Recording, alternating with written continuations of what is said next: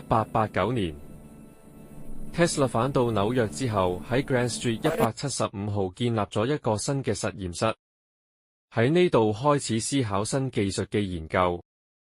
當交流電實際應用後，已經為下一個領域去探索高頻裝置、無線傳輸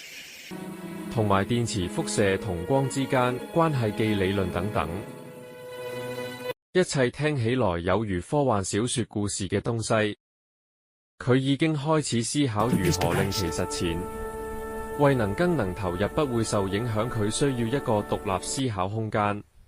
佢係位於市中心電車路旁邊嘅 Astor House 酒店，長期租用一個單位作為日常生活居所。同年中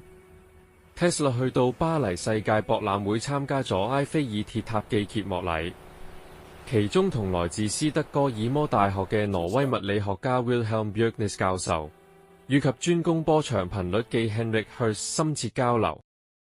互相交流後 ，Tesla 獲得 Henrik Hertz 准許對旗下有關頻率的振盪器 oscillator 進行研究。而返紐約之前 ，Tesla 回到 Smolensk、Radek、Timingus 同 Privets Lakes 等等地方去回憶自己嘅經歷。1890年 ，Tesla 創意大爆發的一年。由於獲得知識去研發新技術，實驗發展爆炸性增加。Tesla 將佢嘅實驗室由 Grand Street 搬去 South 5THB 33至35號，實驗室由一層單位擴充至4層，由當初的理論性質變成實際應用層面。這時候的 Tesla 發表了多項新技術及確認未來可能性的發明，其中包括利用高頻開發咗一種新傳輸方法，研究出氖氣造成第一嘅霓虹燈同熒光燈用作照明，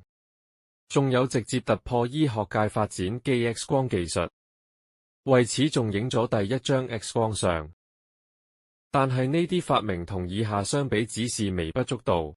因為佢已經能使用無線方式去令一個真空管通電照明，只是透過空氣無需要直接接觸電，已經能傳遞能源。